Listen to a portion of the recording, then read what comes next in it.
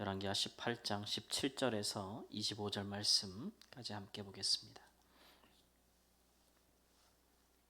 열왕기하 18장 17절에서 25절 말씀입니다.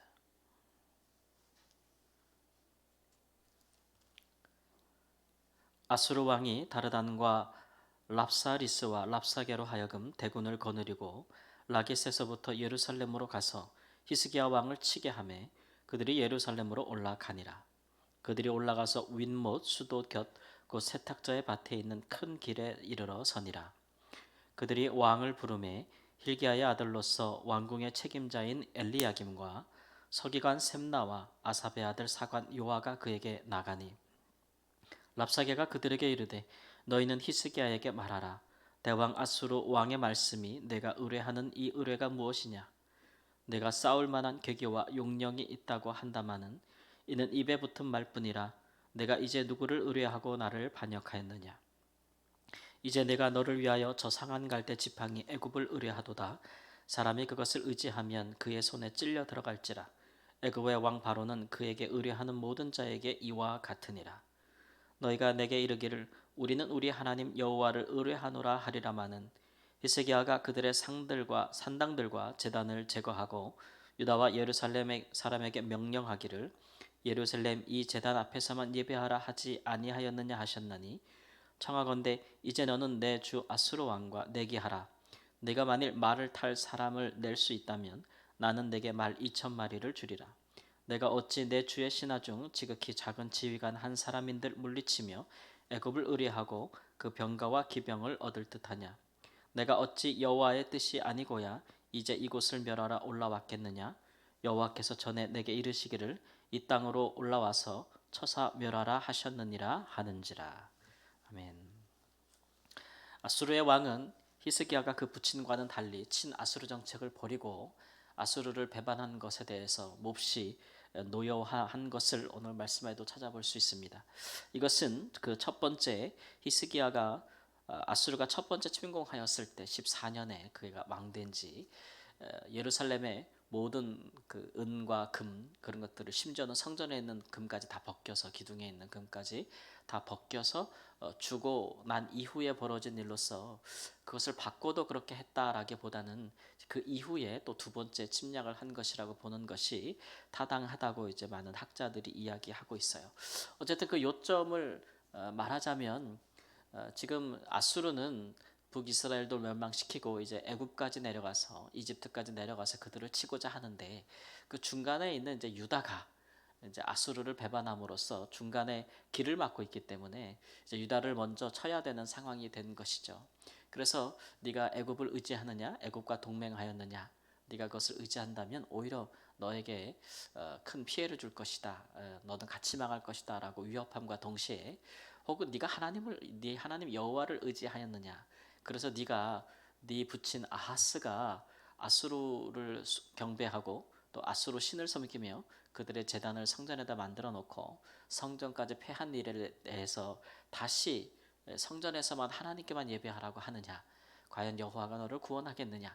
이런 식으로 해서 여러 가지로 이제 위협을 가하는 모습을 볼 수가 있습니다. 아수르의 왕이 이처럼 이제 대담하게 또는 이제 계속해서 위협을 가중하는 것은 먼저 첫 번째 침입하였을 때에 히스기야가 너무 쉽게 그들이 포기하고 항복을 선언하고 또 그들에게 있는 모든 귀한 것들을 내어 주었기 때문이죠. 그러면 잠시의 위기를 모면할 수는 있어도 이같이 또 한 번 그렇게 쉽게 포기하였기 때문에 항복하였기 때문에 또 다른 이제 침략의 빌미를 주게 되는 것이고 한 번 약하게 보이면 그 다음에 더 강한 자 또 강한 모습으로 와서 또 이제 위협하게 되는 같은 일을 반복하게 된다라는 것을 볼 수가 있습니다.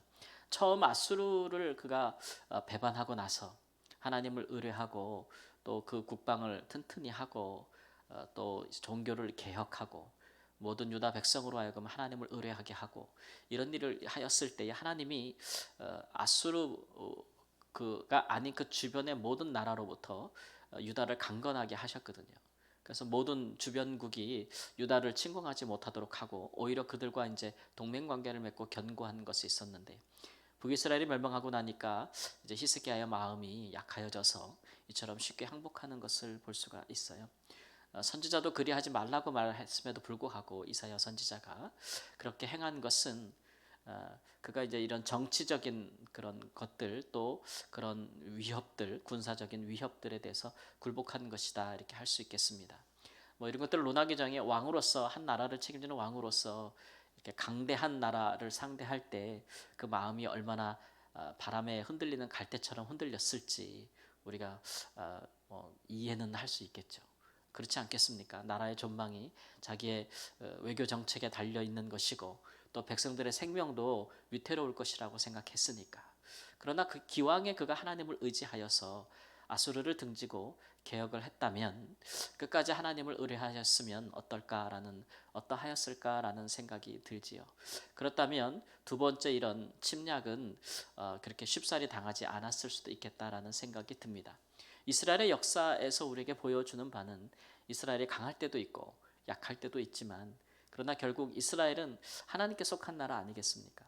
그래서 그 나라의 흥망성쇠는 이방 나라들과 같이 군사력이나 외교력에 달려 있는 것보다는 하나님 앞에서 그들이 온전하였는가 그렇지 못하였는가에 달려 있다고 하나님께서 이제 누누이 말씀하고 있는 것이겠죠.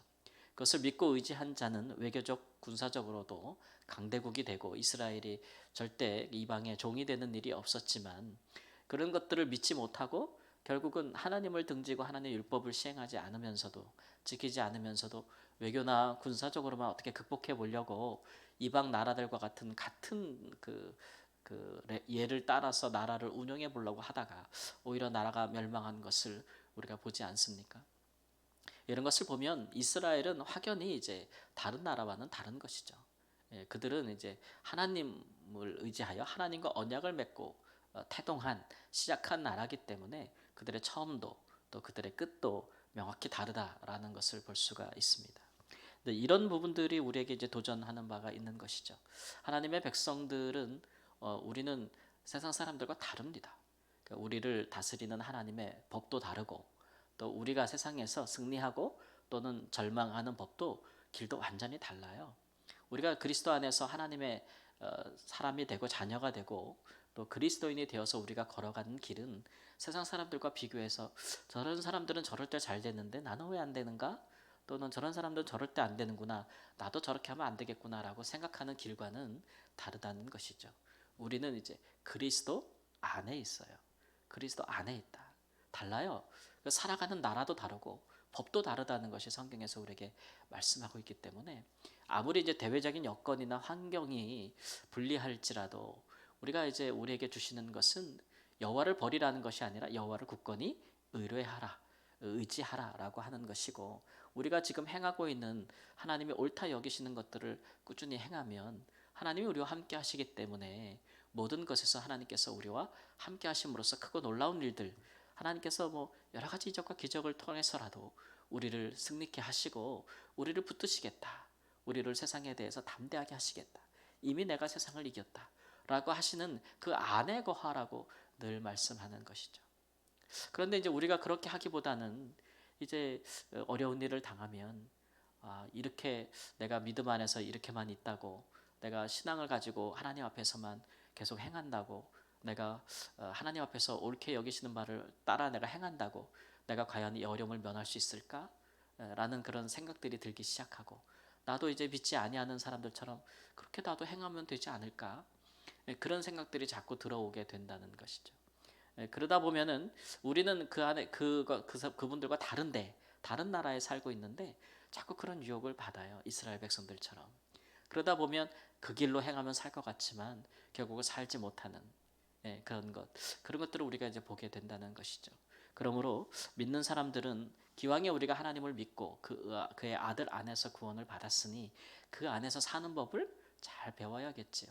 또 우리 하나님은 우리에게만 관심 있는 분이 아니고 우리 하나님은 온 세상을 다스리시는 분이라는 그 믿음에서 한시도 떠나지 말아야 할 것입니다. 히스기야가 비록 약하고 상대적으로 군사적으로나 약하였지만 그러나 그가 끝까지 하나님을 의뢰하였더라면 어떠한 구원과 어떠한 승리가 그에게 주어질지 우리가 이제 뒤에 그것을 살펴보게 되겠는데 하나님은 그런 분이시죠. 그래서 우리가 그것을 체험하고 우리가 그것을 경험하기 전까지는 정말로 하나님께서 우리를 어찌 세상에서 구원할 수 있을지, 우리 인생을 어떻게 인도하실 수 있을지, 어떤 놀라운 일들로 우리로 하여금 다시 주 안에서 형통하게 하실지, 그런 일들을 알 수 없다는 것입니다. 그래서 우리가 기왕 우리가 예수 그리스도를 믿는 바에는 그리스도의 사람들처럼 끝까지 하나님을 신뢰하고 가보는, 그렇게 해서 하나님의 살아계심을 경험하는 은혜가 우리 사랑하는 성도들에게 있기를 우리 주 예수님의 이름으로 축원합니다. 아멘. 하나님, 우리가 걷고 우리가 사는 길, 또 우리가 세상에서도 하나님 믿음으로 승리하고 세상을 담대히 이기는 것, 하나님 모든 것들이 하나님께 속하였고 우리가 주 안에 거함으로, 그 사랑 안에 거함으로, 그 진리 안에 거함으로, 그의 성령 안에 있음으로 말미암아 우리에게 주어지는 복된 길이라고 오늘도 말씀하고 계십니다. 여러 유혹을 받아 우리도 믿음 밖에서, 말씀 밖에서, 성령 밖에서 하나님 잘 될 수 있을 것이라고 생각하는 모든 종류의 유혹에서 우리를 건지시고, 하나님 우리로 하여금 그리스도 안에서만 승리하며 또 형통하며 하나님의 이름을 높이며 주의 살아계심을 경험하는 하나님의 사람으로 살 수 있도록 주여 저희를 도와주시옵소서. 사랑하는 주의 자녀들이 하나님 어려움 가운데 또 하나님의 도우심을 구할 때마다 그 진리와 믿음 안에 거하게 하심으로써 하나님이 응답하시고 역사하는 것을 알게 하여 주시기를 원합니다. 그렇게 우리가 하나님을 높이며 주님과 함께 동행하는 임마누엘의 복된 삶을 누리도록 이 주간에도 주여 우리와 함께 하시옵소서. 존귀하신 예수님의 이름으로 기도합니다. 아멘.